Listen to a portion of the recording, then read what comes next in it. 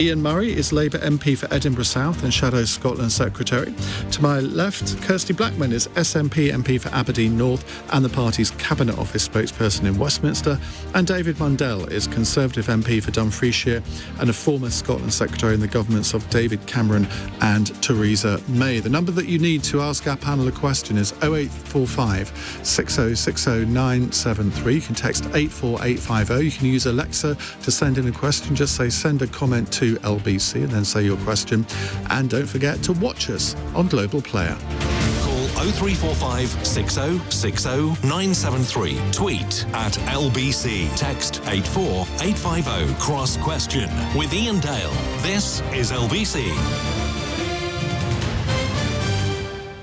Gina Davidson, let me ask you a question first. Let's break all precedent. What would you say were the four top political issues in Scotland right now? Let's assume independence is one of them, but what might our callers like to call in about?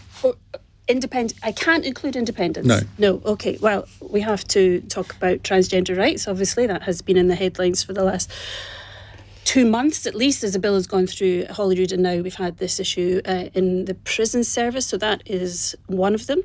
I would suggest the economy is the other, and Brexit and its impact on Scotland's economy. I would say the use of Section 35, I suppose that's linked to the transgender row, the Section 35 issue that the UK government has used to block a piece of legislation for the first time ever, and the impact that has on devolution. And then I would say the NHS and the state of Scotland's NHS, which I'm quite sure Kirsty will say later, it is still better than the state of England and Wales's NHSs, but it's not in good health.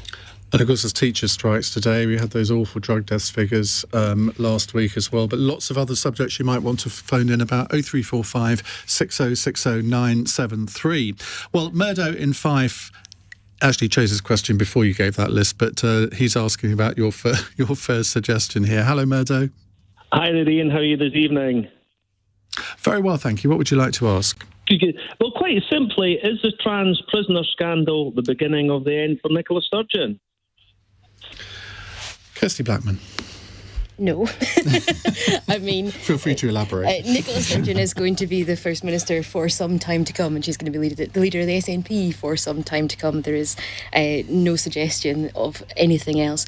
And, I think that the way this has been handled has... we've looked into the issue. The issue's been looked into. The prisoner... particularly that was mentioned last week, has been in the news quite a lot. They are not being held in the female But there has state. been a U-turn on this, hasn't there? Whenever a politician makes a U-turn, they're automatically assumed to be weaker. I don't think there has been a U-turn on this. The prison service have been undertaking a review into the housing of transgender prisoners for some time now, and that is the case, that review has been undertaken.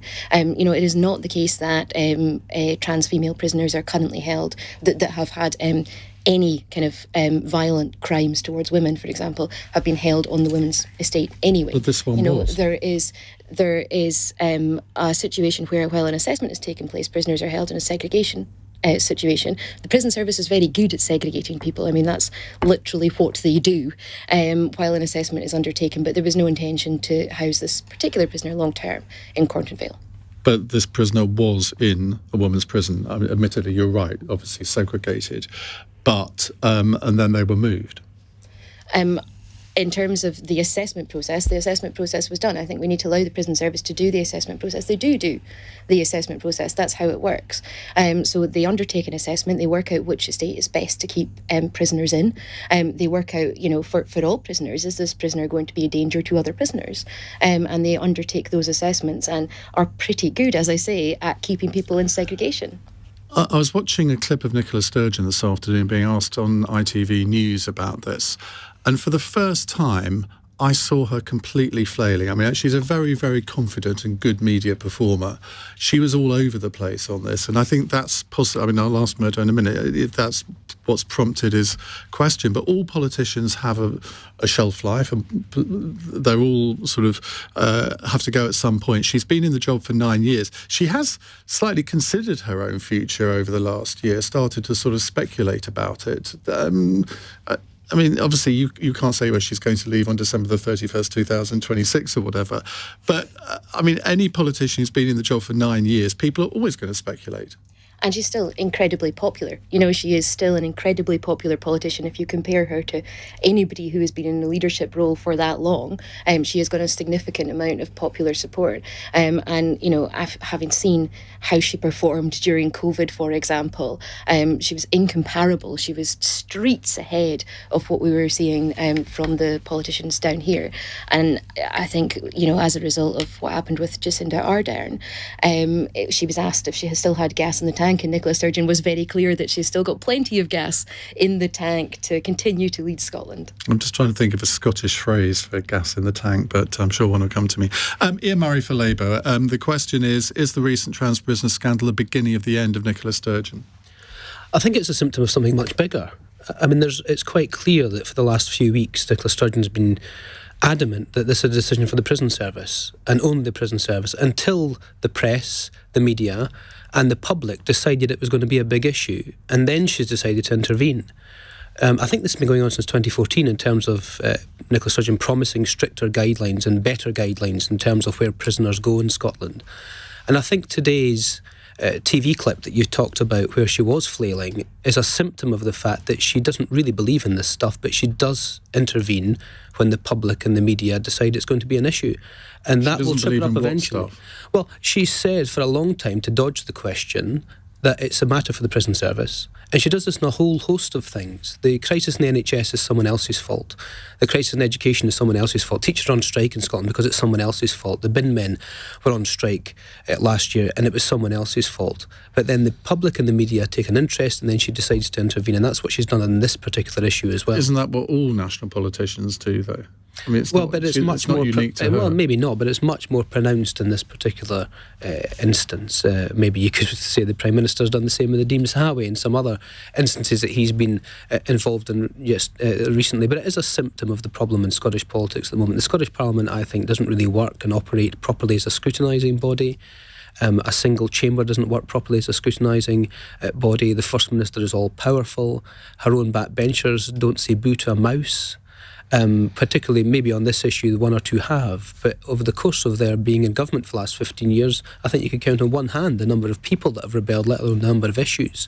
So there's little scrutiny, and I think that makes for bad law, makes for bad government. The single chamber was set up by Labour. You didn't seem to have a problem with it when Labour was in power there. I'm saying that we have to look at the way that the Scottish Parliament operates. I think there's a lot of MSPs from all parties that are concerned that the scrutiny of the committee system, etc., isn't strong enough, and there is a reform proposal on the table from the Labour Party to look at all of this in the round.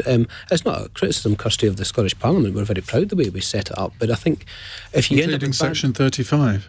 Well, Section 35 was set up to underpin devolution. This was set up by Donald Dewar to make sure the Scottish Parliament could legislate in devolved areas without having to think about cross-border consequences. It should never have to be used, but it was there for the intention to allow the Scottish Parliament and to facilitate the Scottish Parliament to pass laws in devolved areas. It should never have been used in this instance because we should never have got this far, but I bet, and I'll be asking the government this tomorrow, since the government instigated Section 35, I bet there hasn't been one conversation between both governments about how this could be resolved, because it's not in their interest to resolve it. Is that true? I don't know if anybody... I think there has been conversations between Shona Robison, who's the Cabinet. I'll come to you in a minute, Gina. David Mundell.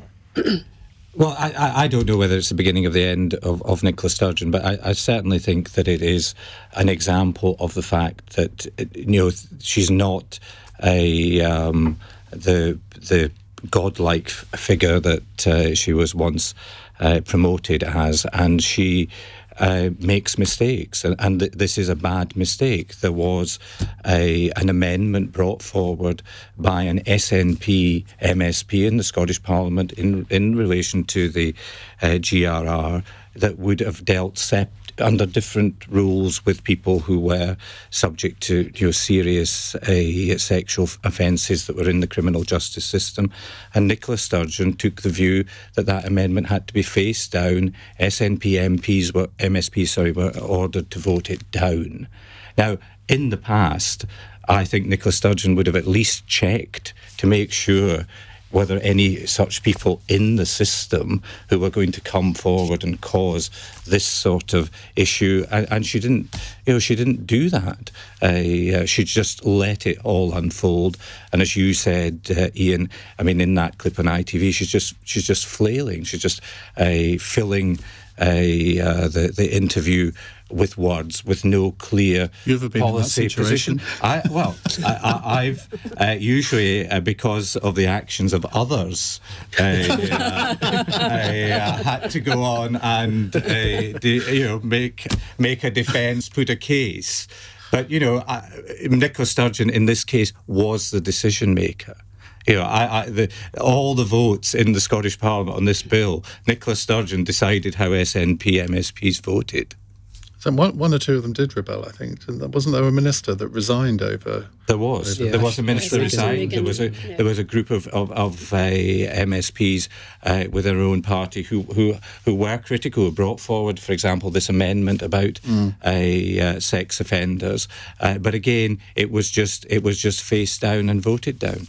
And well done to Ash Regan for standing up. Whether you believe in her position or not, she stood up to Nicola Sturgeon and the SNP, which is something that very few do.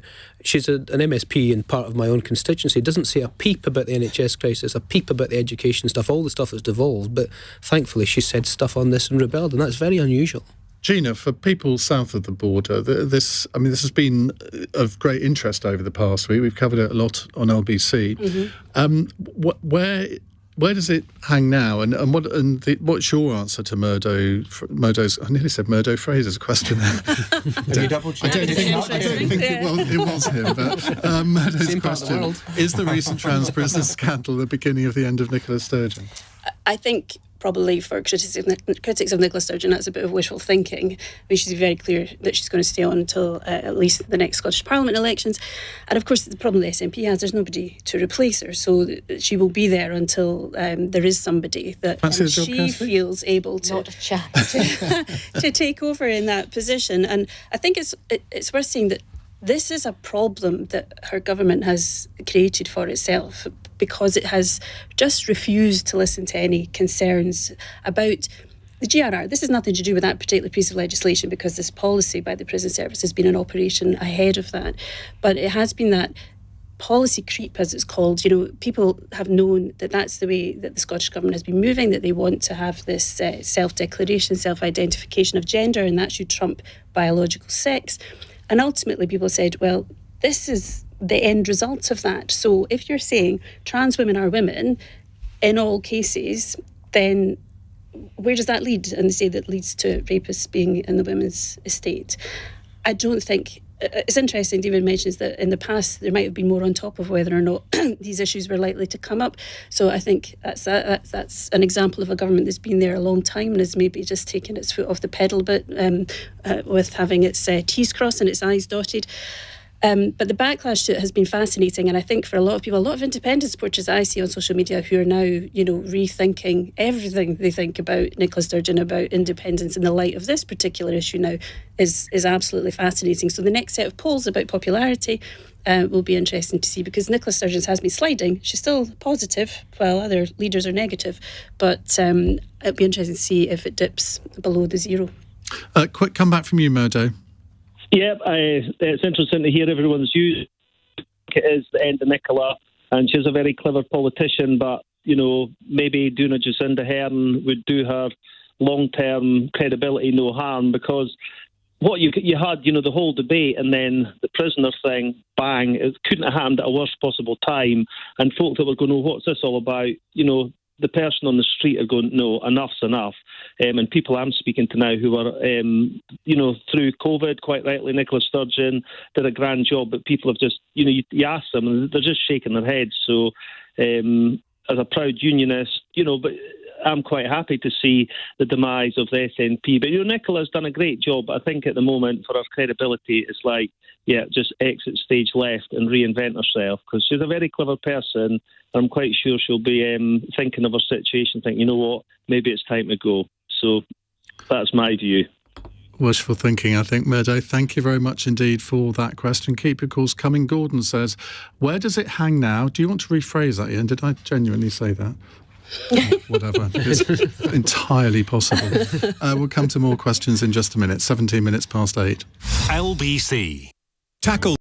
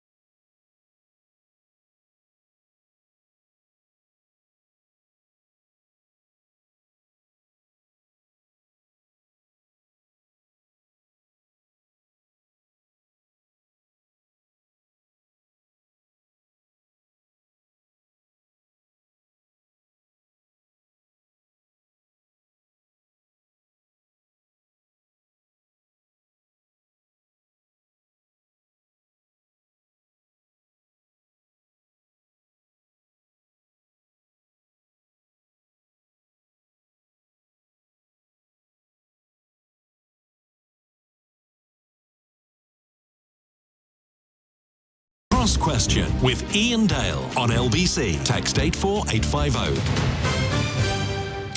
We have Kirsty Blackman from the SNP, David Mundell from the Conservatives, Ian Murray from Labour, and Gina Davidson from LBC, which is not a new political party yet. You never know. Now, I was waiting for a text like this. It's from Diane in Edinburgh. Why is your panel made up of 3 unionists and 1 indie person? The latest poll details that 47% of Scots support independence. You should have a 50-50 split. Well, we're very careful in how we do our panels, and what we wanted to have was a representative from the 3 main political parties in Scotland, plus Gina, who's our Scotland political editor. I don't think you can accuse this programme of being anti-SNP in any way. We had a whole hour with Stephen Flynn, the leader of the SNP in Westminster last week, and then he was followed by Richard Thompson, another SNP MP, on Cross Question. So I hope Kirsty will agree, we do give the SNP a fair crack of the whip. I understand that you're right, that Stephen was on it and that Richard was on it, and both of them are excellent. I'm sure there are many more of my colleagues who would love to come on, so if you want to extend the invitation. In fact, we had one of them asked to come on today. No names, no patch, I'll tell you in the break. Right, let's go to another question. It's an Alexa question from Jay. I'm in Year 9 in England, the equivalent of S2 in Scotland. The teacher strikes are affecting my English and maths homework and my wider education. How can these teacher strikes be resolved? Now, members of Scotland's largest teaching union, the Educational Institute of Scotland, are currently in the middle of 16 days of strikes, with teachers in different local authority areas striking on different days. Teachers in England and Wales in the National Education Union will be taking part in a national strike this Wednesday and Friday. And we have Mary Bousted from the National Education Union on Cross Question. Is it tomorrow or Wednesday? I think it's tomorrow. So let's go to Ian Murray on this. Well, the first thing you have to do is to try and find a way to negotiate. There hasn't been a new offer to Scottish teachers for over 2 months. So they've been out on strike without any new offer coming forward. So that has to be resolved. We've seen with the partially with the nursery strikes in Scotland, the Scottish Government said there's no way we can increase the offer, and miraculously the money came forward to increase the offer and resolved partially, not with the RCN and others, but partially with some of the nurseries unions in Scotland. So you have to get around the table to negotiate. And what's happening is the chickens are coming home to roost. We've had over a decade now in our public services of wage stagnation. In fact, I think we released some figures last week that showed that the average public sector wage in Scotland was £800 lower today than it was in 2010. That's 12 years ago. In my own constituency in Edinburgh, it's 6,000. So you can see what's happening to public sector workers being squeezed out of the big expensive cities as well. So there has to be a negotiation. The government have to get around the table, and they've got to loosen the purse strings, because until they do... By how much? Well, that's up for the negotiation. I'm not going to sit here and pluck a figure at the end. No No, I know, politician's because going to do that. Labour because it undermines representatives them. never do. I mean, Keir Starmer won't say what he thinks NHS staff should be given. Well, Surely that's political leadership to say, well, I think they should be given this. No, but because a negotiation doesn't work that way. A negotiation, you sit down, you listen to both sides, and you come to a mutual agreement that both sides can agree on. Plucking a figure out the end undermines that. That's why we won't do so. It's not the way you negotiate these things to be done. But I feel sorry for the pupils in year 9 and second year, because they are at the peak of what they should be doing at school. They've just gone through COVID, and I'm sure the messages coming from a year 9 would have been in primary 7 perhaps in the last year of junior school during COVID, so didn't go through that transition as well. So it's really impacting people's education. I read a stat the other day that said that if you're taking your GCSEs, presumably is that Highers in Scotland, you will have only had one uninterrupted year of education, either because of COVID or strikes. I mean, that's terrible, isn't it? Well, I went to school, and I was at primary school during the 80s with the teacher strikes, the last big teacher strikes, and they have to be resolved because it fundamentally impacts not just educational standards but everything else that you do. I think school football and sport, for example, only took a decade to recover from the teacher strikes. So the government, the unions, the teachers, COSLA, the governing body for Scottish local authorities, have to get round the table to resolve this, but more money has to be put on the table, and if there's not been something coming forward for over 2 months now, I don't see any quick fix to this. And Gina, how likely is that? I mean, you've obviously been covering this in your role as Scotland editor. I mean, it sort of reflects a lot of the strikes in England as well, where there are no new offers coming. Nothing. There's nothing. And Iain said the last 2 months, there's been nothing since last August. It's the same offer that's been on the table, this 5% to the teaching unions. I think there was some movement around the margins for newly qualified teachers to get slightly more. So they have, been sitting down together and trying to come to some sort of deal, some sort of compromise, but with no new deal. I think the unions are just saying, well, there's nothing to talk about, there's nothing to discuss here. We can have these meetings, the Scottish Government says they're constructive, but in what way are they constructive if they're not, coming to any conclusion? I mean, my children are off school tomorrow because of the strikes. That's the third day that they will have missed because of the strikes. And you aren't even there to tell them to do their homework. Well, exactly. Well, their father will do that. But it is very difficult, and they have had their education upturned because of COVID, and things were just getting back on an even keel, and now there's the strikes. I think at the minute most parents and the public feel supportive of the teachers because, I mean, they're not the only ones obviously that are out on strike, and people think that public service workers should get some more money, but the problem the Scottish Government has, of course, is they have John Swinney as the Finance Secretary saying he can't even balance the books for this year. There's a problem generally because of inflation in terms of balancing the books, and that's a legal requirement, so we're still waiting to see if they're going to resolve that, and that's before they start talking about pay awards next year, when there'll be even more demands. So the government are in a really sticky place here, but there's going to have to ultimately be some more money found from somewhere, and they managed it with the nurses, they managed it with the refuse collectors and so on, and that was when Nicola Sturgeon got around the table. That's when the deal was done, so I think we might have to see that again. And are Scottish teachers' salaries out of kilter with English, or I mean, I don't know. Well, I'm sure Kirsty will probably say, but they're well paid in comparison to teachers south of the border, but they'll point to their hours and their classroom teaching time and the balance that doesn't add up for them there. So there's a lot more than just salary, but they have seen obviously a degradation in their salaries because of inflation. Just as the Macron deal 20 years ago gave the teachers 23% increase in Scotland, which has given the differentials. David Mundell.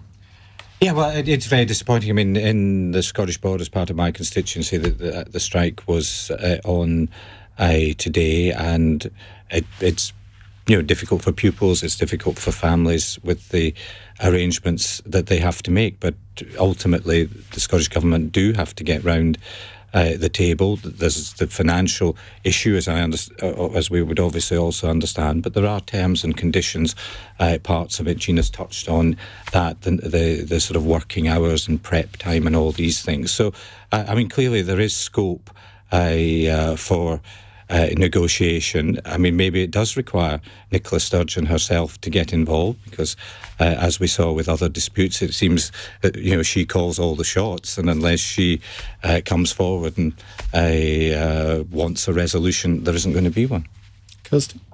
I mean, it's a very different situation to here because we have to balance our budget, as Gina said. You know, the Scottish Government's budget has to be balanced. I just want to mention just a couple of things. In terms of striking workers, absolutely support people's right to strike, and, you know, what's happening in Westminster today around the strikes is horrific. But I want to be clear that some of the stuff that people are striking for across the board is not just about pay. No. So we need to be absolutely clear about that. I don't want anybody being critical of striking workers because they believe it is entirely down to pay. It is not. In a lot of cases, there's significant other issues that people are concerned about. And I just want to pick up the education disruption in relation to strikes compared to COVID. Of my children are of primary school age, and the disruption from COVID is incomparable to the disruption from a couple of days off from strikes. I'm not 16 days. I'm not disagreeing. 16 days. My children have got 2 days off with strikes so far. It's a rolling programme. It's not six. Nobody in Scotland is suffering from 16 days of strike off school. Right. It's 1 day. You know, that's not a comparable thing. However, it is the case that education is being disrupted. I'm not going to disagree that. I'm just saying that we can't compare the two things. There's going to be increasing pressure on Nicola Sturgeon to resolve this, though, because the EIS, the union you mentioned, is already talking about disrupting the exams this year. And as a parent who's middle child who will be sitting her exams this year, it's like I really do not want that to happen. So parents are going to be saying, get this sorted out before we're in any before that happens. Unforgivable, surely, to disrupt exams. I mean, given how disrupted exams have been over the last few years, I don't think it would be great for anyone for that situation to happen. We have got just Gina was mentioning some of the things around the fact that the Scottish teachers are paid more. Scottish teachers have also got fewer children per teacher.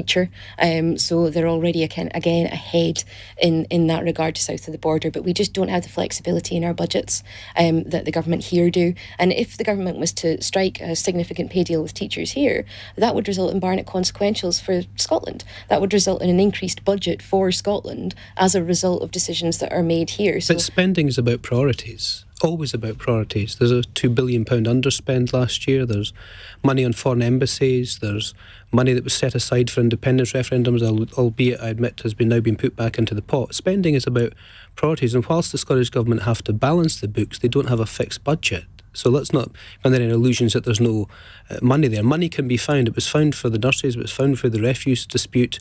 So this needs to be resolved. But you can't find money for everybody that's demanding it, can you? And that by definition, you can't do. But you've got to find a way through this. And I think David's right. Until the First Minister gets involved, this will continue. But if you're taking it out of one pot, you've got to identify what that pot might be. Well, the budget is proposing an increase in income tax that will bring more money into the Scottish budget. That's for next year. That's for next year. Yes, but the point I'm trying to make is that let's not mislead listeners that this is a fixed budget. It's not a fixed budget. Yes, it has to be balanced, but it's not a fixed budget. In year, we can't make those changes, you know, and this is what the negotiations are about. It's about this year, you know, not about next year, and that, you know, is another hurdle that we'll have to cross at that point. But, you know, in year, I mean, if your colleagues or if yourself has got suggestions about what we should cut, you know, and your MSPs want to propose those things in Holyrood, please do.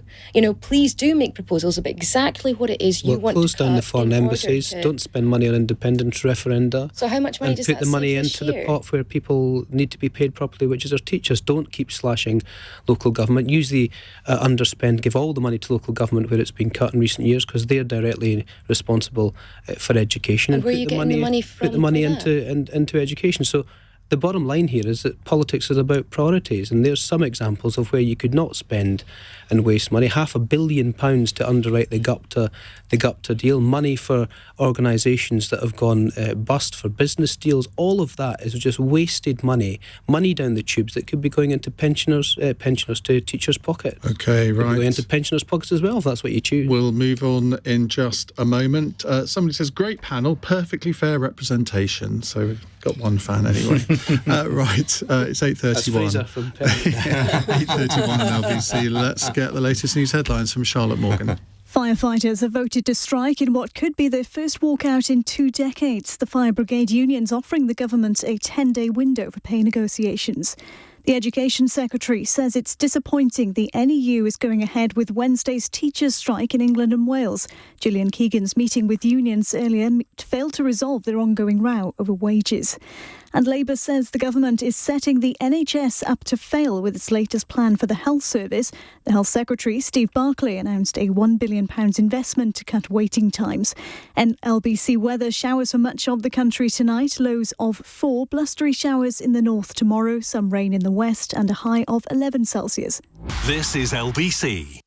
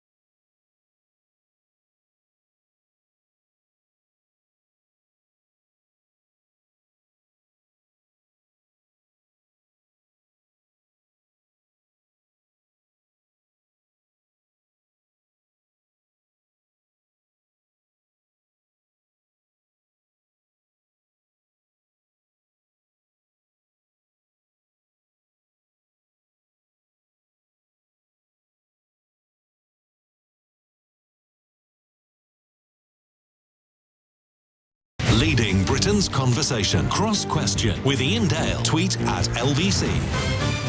It is.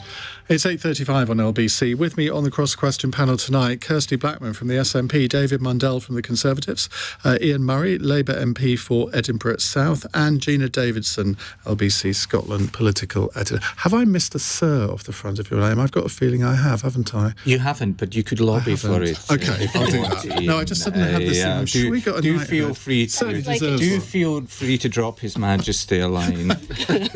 Right, let's go to our next caller. It's our old friend James in Ayr. Hello, James. Good evening, Ian. Good evening to your panel. This is a question about the political culture in Scotland. It's an open question, and it's a question I believe that isn't asked often enough. I'm 65 years old, and in my lifetime, the Conservative and Unionist Party has never won an election in Scotland. Why is that? 1955, I think, was the last time. David Mundell. Why?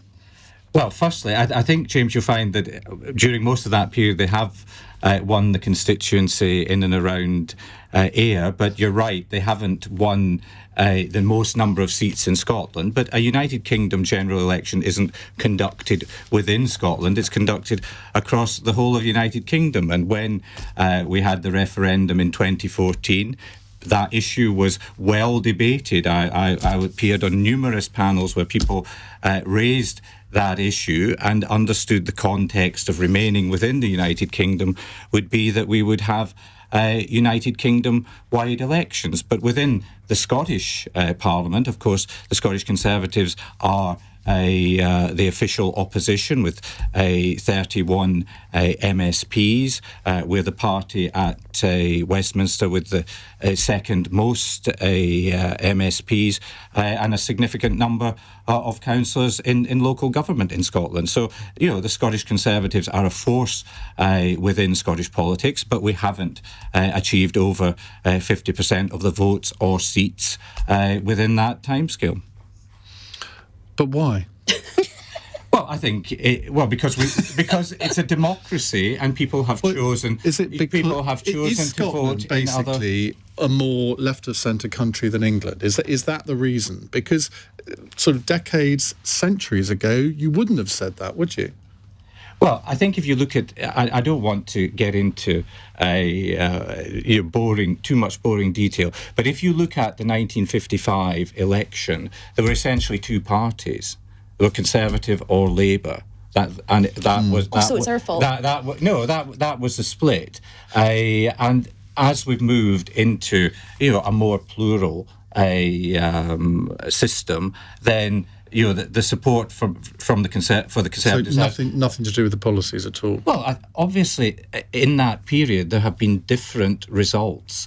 Sometimes we've done very badly. 1979, when we got 0 MPs. Did you? No, Yes. you didn't. Malcolm Rifkin was elected. No, I'm afraid. 97. I'm getting my sevens and nines the wrong way around. In 97, did you go to school? Yes, and I went to school before the teachers' strike as well. We got it the wrong way around, but it's been a variance over that period. Kirsty. So there's a number of things, and I'll probably talk in slightly more recent history than 1955, I'm afraid. We don't support Brexit. Scotland overwhelmingly doesn't support Brexit and still doesn't support Brexit. We do. Nor did David, to be fair. And, well, the Conservatives did, though, and stood on that platform. And I think that's how people are judging on the basis of manifestos. And we didn't say that we were going to have a vote for leaving the European Union, but the Conservatives did, and then continued to vote on getting Brexit done. But I thought you believed in referendums, and lots of them. In terms of the referendum for leaving the EU, there was a number of issues with that, not least the fact that Scotland didn't get what it voted for. There was no situation where Scotland's voice could be heard in that because England is significantly bigger. Yes, sorry, I'll come back to... We may come back to that later, who knows? We do support trade unions, and that is historically why people have voted for the Labour Party, why people have voted for the SNP rather than the Conservatives in Scotland, because Conservatives are no big fan of trade unions. I think we are more left-wing. I think we're generally more comfortable with situations, less comfortable with some of the kind of trickle-down economics stuff, and a bit more comfortable with the idea of sharing the resources in a fair and equitable way. We also have voted for not the Conservative Party. I just want to talk about Labour in 1997 particularly, on the basis of the Scottish Parliament, on the basis of reform of the House of Lords, on the basis of some of those big changes that we felt needed to happen and did happen as a result of us not voting Conservative in 1997. We didn't quite not vote Conservative in 1992, but we got there in 1997 finally. Okay, Gina. I think the reason that Scotland hasn't returned a majority of Conservatives to Westminster anyway for so long is because of where the population lies in Scotland. You have vast constituencies in the north, in the islands and so on, but actually with small population numbers who have maybe more traditionally voted Conservative in the past or Liberal Democrat. Even SNP in Aberdeenshire way, Kirsty, where you're from, whereas that central belt where the vast majority of Scotland's population lies are much more, have voted Labour for much longer. And that's to do with poverty and deprivation and poor housing stock and the kind of jobs that Scotland, used to have on the Clyde and so on and so forth. And so it didn't make sense for those voters, I think, to vote Conservative. They weren't offering them anything, whereas for years they thought the Labour Party was offering them something. And then obviously that has changed and they thought the SNP is offering them what they want. Whether or not that will continue, we'll have to wait and see. But it seems, although Labour's having a bit of a resurgence, it'll be very difficult to eat into the number of MPs that the SNP has. So I think it's more to do with that. I don't know if Scotland is particularly more left-leaning. I know we like to think that about ourselves, but I think if you look at social studies and so on some of the big issues, we're more or less the same across the UK. Brexit has been a dividing line, I think, but in general, and on other social issues, we're all kind of about the same. But I think it's more to do, maybe Kirsty's right, about trade unionism, about jobs, about housing, about rights, and having that voice. And that's been Labour. And then some people now obviously think it's SNP. Ian Murray. Well, I think Gina's right. Deindustrialisation right across the central belt, the Conservatives were blamed for that. I also agree, Scotland's a very small C Conservative country, and all the social attitude surveys show that broadly people in England, Wales, Northern Ireland, Scotland share the same views, whether they tend to be slightly centre-left views. Of course, there's variances across individual regions of England, but as a whole... But yes, the opportunity to vote for parties that were the opposite of what the Conservatives were offering was on the table, and Scots took that opportunity. If you look at all the way across west of Scotland through Glasgow, the Central Belt, into Edinburgh, that was just solid red for 5 decades, because of the way in which the population there felt the Conservatives were treating Scotland. And that still continues to a certain extent today. I think David's right to a certain extent. I think there was a renaissance for the Conservative Party under Ruth Davidson because she presented something different that wasn't traditional conservatism, and people warmed to that. And obviously that was heightened by the fact that there's this binary divide between yes and no in terms of the independence referendum.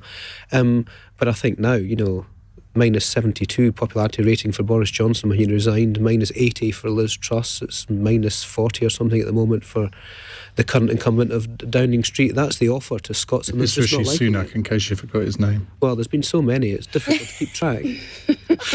Right, just a brief follow-up text from Marion Paul. Is Nicola Sturgeon right to call Keir Starmer a pale imitation of a Tory? Now, she said that in an exclusive interview with our own Lewis Goodall on the Newsagents podcast last week. Ian? No, I mean, it's completely ridiculous. And the reason that Nicola Sturgeon's saying that is she's reverting to her usual type of trying to believe that anybody who wants to not vote SNP is essentially a Tory. She knows her worst nightmare is Keir Starmer walking through Downing Street with a UK Labour government. She knows that's her worst nightmare. And don't forget, in 2019 and 2017, she encouraged English voters, if they weren't voting, to vote Green, not to vote for any of the other. Why is it her worst nightmare? It's her worst nightmare because it takes the good debate and binary debate about the Constitution off the table. It means that those big bag Tories are no longer the pantomime villains that she can play off. It means that things like Section 35 don't happen. It means that there's a progressive UK Labour government delivering for the whole of the United Kingdom and trying to work constructively with all parts of the United Kingdom. She would not want that. And certainly, if you look at what's happened, particularly over the last 5 years at Westminster, that would all be wiped away with a credible Prime Minister with integrity and honesty, and that's what Scots are crying out for. And we just say to them, if you want a Labour government, you have to vote for it. And that is Nicola Sturgeon's worst nightmare. Kirsty? I mean, I've said on a number of occasions, some of the things that we are doing here, some of the things the SNP are doing here, right? If they get passed into law, we're never going to see them happen because we're going to be an independent country. We want this place to be better when we leave it. We want it to continue to be better. It's still going to be our closest neighbour when we're independent. And, I certainly think that I would much rather have a Labour government in than a Conservative government, because I would much rather see people south of the border after independence have a Labour government than a Conservative one. But, I don't think that it's quite the issue that Ian Murray is suggesting that it is for Nicola Sturgeon. I think that we are managing still to continue to win against Labour. My seat was a Labour seat since 1934 or 1935 until I won it. And I got the biggest percentage majority in Scotland. I mean, people are not... No need to brag. Sorry. Yes, but that's from the 2019 election. People are not going back That to was Labour. when Labour didn't look as if it could win, and rightly didn't look as if it could win, because we were appallingly poor. Now we're offering a credible alternative at Westminster. Keir has maybe not the exact keys for number 10, but he's holding a set of keys at the moment. It looks as if he's going to be the next Prime Minister. It would take a brave person to bet against it, and Nicola Sturgeon doesn't want that. She would fears it. I'm going to excuse David and Gina for answering this question, which they may be relieved at or not, but we're going to move on to something else in just a moment. It's 8:46. LBC.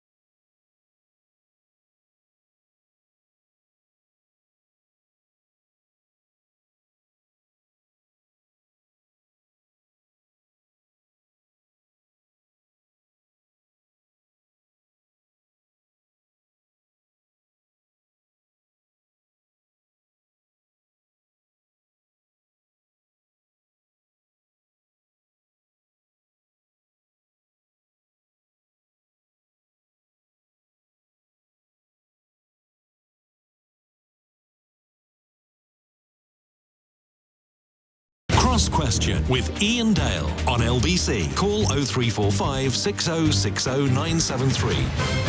Just right. Kirsty Blackman, David Mundell, Ian Murray and Gina Davidson with us answering your questions. Now here's a tweet question from Alexis, as opposed to the other thing. Scotland has had one of the highest rates of drug and alcohol addiction problems, as well as being Europe's heroin death capital for decades. When will the war on drugs end and drugs be decriminalised and instead treated as a public health issue? Look at Portugal's success with this. People always quote Portugal, and then you get other people say, no, it's not quite as simple as that. And I can never sort of get through the weeds of all of that. Gina, set out the issue. Well, Alexis is right. Scotland has a terrible problem with drug deaths. 3 times as many drug deaths as in the rest of the UK. It has a terrible problem with alcohol consumption.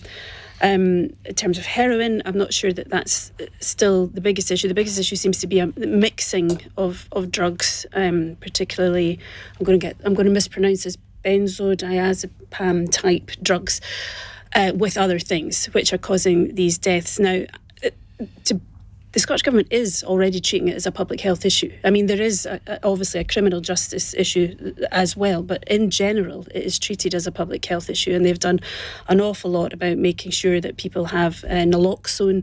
That's a drug that's available to help people if they go into overdose, can bring them back. They are looking at things like setting up drug consumption rooms. They don't, at the minute, I believe, have the capacity to do that. That's something that they're in discussion Capacity with. or power? Power. So they're in discussion with the UK government to look at that. I think there's going to be a members' bill brought forward by Paul Sweeney, one of Ian Murray's fellow members of Labour in the Scottish Parliament. So there's lots of action being taken on it. But if you speak to those at the front line, they feel there's not enough rehab beds, there's just not enough money being spent, as in anything with the NHS. The money is just not there to tackle it head on. In terms of alcohol, the Scottish Government is now looking at banning advertising in sport, stopping alcohol firms from being able to do that, even having alcohol behind grey shutters in shops like we have cigarettes. You can't see the packaging. Alcohol the same, to try and prevent people buying it the same. They've obviously had the minimum unit price scheme as well. So they are attempting to do things, but at the minute nothing appears to be working. Ian Murray, this is a long-standing issue. What's Labour's policy on trying to make this? I mean, it's one of those things that there has to be a long-term strategy for, isn't it? You can't sort of have X number of deaths one year and then halve it the next year. It doesn't work like that. No, and I think the figures out just in the last few weeks showed that drugs deaths have gone up again. Yeah. And it's a really peculiar thing, and nobody's really put their finger on it because, Kirsty will say we don't have the power to do X, Y and Z, but actually it's 3 times higher than it is in England with the same legislative and regulatory framework. So there must be a particular problem in Scotland. We fought for a long time against the slashing of drug rehabilitation centres and drug support services. Thankfully that money, or partially, has been put back in, £50 million I think in the last couple of years, but it's still a difficult nut to crack. It should be seen as a public health issue, and in fact I think safe consumption rooms are operating at the moment illegally in some parts of Glasgow, but I think people turn a blind eye to the illegality of it because they are saving lives. But really, it's a long-term problem. I think it goes back to poverty, lack of opportunity, family breakdown, addiction. All of those things are a factor in this. And until you start tackling the root causes of all of those, I think it's very, very difficult to try and see how you get those drugs deaths down considerably to a much more one's too many. But 3,000, I think it is at the moment. But the problems of poverty, say, for example, in Glasgow, are they really any different to various big English cities? Probably not. But it's a combination of a lot of things, and that's why I said at the start, I'm not quite sure anybody's been able to put their finger on why Scotland has a specific problem with such considerably higher drugs deaths than anywhere else in Europe. But it's a combination of all of those things. So you're right, there'll be parts of England that are just in such abject poverty as parts of Scotland. You mentioned Glasgow as an example. But that will only be one small factor, and it would be really interesting to find out what is actually making Scotland unique in this regard. Alcohol is something slightly different. We've had a cultural problem with alcohol for centuries and will continue to have. What about Edinburgh? Because I think most people in England think of Edinburgh as sort of much leafier and probably better off than Glasgow, but there will be parts of Edinburgh that are afflicted by these problems as well. Well, my own constituency has 4 of the most expensive streets in Scotland and 4 of the poorest. Edinburgh has really need a bit of levelling up. Big deprivation. Well, we didn't get any levelling up funds, so perhaps Michael Gove wants to look at that. But so this is a difficult problem across all parts of Scotland. Rural Scotland has a really big problem. David will see that in his own constituency of poverty, of deprivation, of addiction, and that's a real issue too. But you grew up in an area that had high levels of heroin use back in the 80s when Edinburgh was the heroin capital, and so on. It's not like that anymore. Yeah, well, I think the first thing is, if you are in that position with such high death rate, you've got to prioritise that as an issue. And at least for once, Nicola Sturgeon did have some humility to admit that she'd taken her eye off the ball in terms of dealing with this issue, and there wasn't evidence of a joined-up strategy. My colleagues in the Scottish Parliament brought forward a private member's bill for a right to recovery because most people don't actually have access to the support that they need to get off heroin and other drugs. And it's about bringing together all the agencies that are involved, because inevitably there are multiple agencies involved. There is just a chronic lack of support for the individuals. So because Scotland has this scale of problem, we've got to give it the priority that it deserves, and we have not been doing that. Kirsty, I mean, this is a problem. I remember talking about this 10 years ago on the programme. It's a stain on the SNP government's record, isn't it? Can I just first, nobody's really mentioned people. We've talked about numbers, and every person that dies death misusing drugs is a tragedy, and it's a tragedy for their family and for anybody that knows them as well. And we need to remember the impact this is having on people's lives. And I think that's why we've had a situation where, as a result of the task force report, we have got a cross-government work on this. We're actually spending 67% more on this than we were in 14-15. There's a significant increase in this. It is a public health emergency, and I think Ian's right. I don't want to say it's caused by X, because I'm not an expert in this, and nobody seems to have been able to exactly say. But it's a public health emergency. We need to treat it like that. We need to treat it like a public health issue, and we need to take action. I mean, David's talking about the issues that they caused by the SNP government is in this, but the reality is that there's a chunk of this that is reserved to Westminster. There is so much that the SNP government can do and that the Scottish Parliament can do in this, but there is a chunk of this that is reserved, and that decisions around classification and things like that, decisions around the drug consumption rooms, for example, is all taken at Westminster. It would be good to have more support from Westminster. But the Westminster policy is working in England and Wales, isn't it? I mean, if you just judge it by the figures. Well, in that case, that's an argument for independence right there. So the Westminster government should only do things that work for, England and Wales, even though it's clearly not working in Scotland. I don't think drugs deaths should be an excuse for independence, to be honest.